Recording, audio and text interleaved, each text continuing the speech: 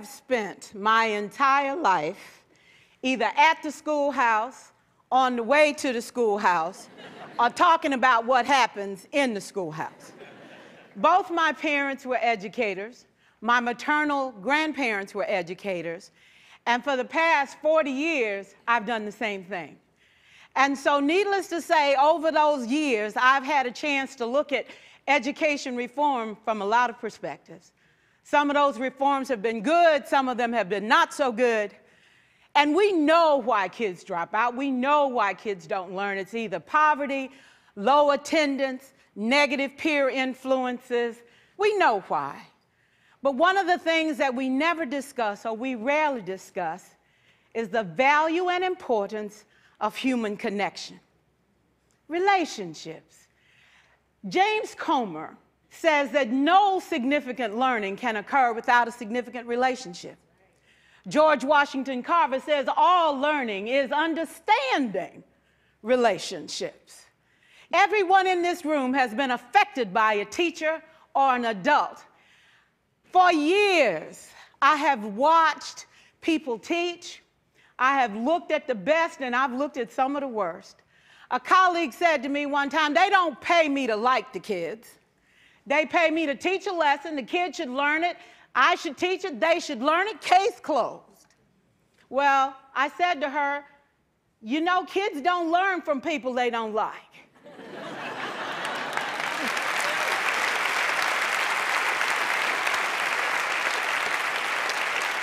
She said, that's just a bunch of hooey. And I said to her, well, your year is gonna be long and arduous, dear. Needless to say, it was. Some people think that you can either have it in you to build a relationship or you don't. I think Stephen Covey had the right idea. He said you ought to just throw in a few simple things, like seeking first to understand as opposed to being understood. Simple things like apologizing. You ever thought about that? Tell a kid you're sorry, they're in shock. I taught a lesson once on ratios. I'm not real good with math, but I was working on it. And I got back and looked at that teacher edition. I taught the whole lesson wrong. So I came back to class the next day and I said, look, guys, I need to apologize. I taught the whole lesson wrong. I'm so sorry. They said, that's okay, Miss Pearson. You were so excited. We just let you go.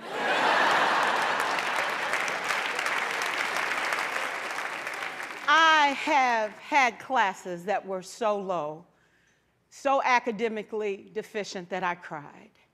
I wondered, how am I going to take this group in 9 months from where they are to where they need to be?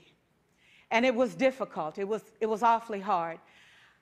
How do I raise the self-esteem of a child and his academic achievement at the same time?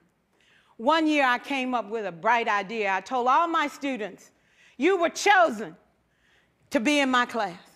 Because I am the best teacher and you are the best students, they put us all together so we could show everybody else how to do it. One of the students said, really? I said, really? We have to show the other classes how to do it. So when we walk down the hall, people will notice us. So you can't make noise, you just have to strut. And I gave him a saying to say, I am somebody. I was somebody when I came. I'll be a better somebody when I leave. I am powerful and I am strong. I deserve the education that I get here. I have things to do, people to impress, and places to go. And they said, yeah.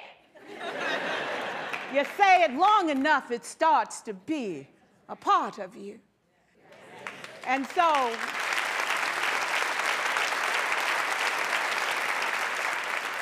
I gave a quiz, 20 questions. Student missed 18. I put a +2 on this paper and a big smiley face. He said, Miss Pearson, is this an F? I said, yes. He said, then why'd you put a smiley face? I said, because you on the roll. You got 2 right, you didn't miss them all. I said, and when we review this, won't you do better? He said, yes, ma'am, I can do better. You see, -18 sucks all the life out of you. +2 said, I ain't all bad.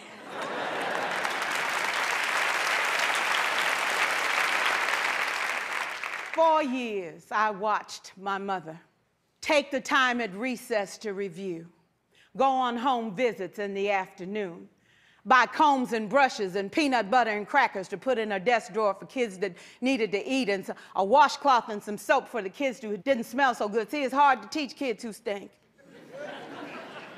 And kids can be cruel. And so she kept those things in her desk, and years later, after she retired, I watched some of those same kids come through and say to her, you know, Miss Walker, you made a difference in my life. You made it work for me. You made me feel like I was somebody when I knew at the bottom I wasn't. And I want you to just see what I've become. And when my mama died 2 years ago at 92, there were so many former students at her funeral. It brought tears to my eyes, not because she was gone, but because she left a legacy of relationships that could never disappear. Can we stand to have more relationships? Absolutely. Will you like all your children?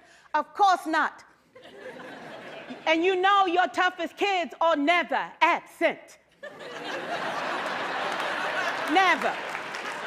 You won't like them all, and the tough ones show up for a reason. It's the connection, it's the relationships. And while you won't like them all, the key is they can never, ever know it.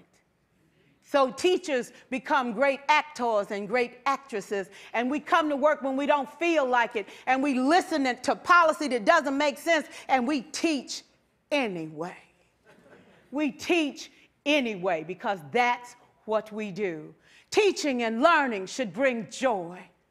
How powerful would our world be if we had kids who were not afraid to take risks, who were not afraid to think, and who had a champion? Every child deserves a champion, an adult who will never give up on them, who understands the power of connection and insists that they become the best that they can possibly be.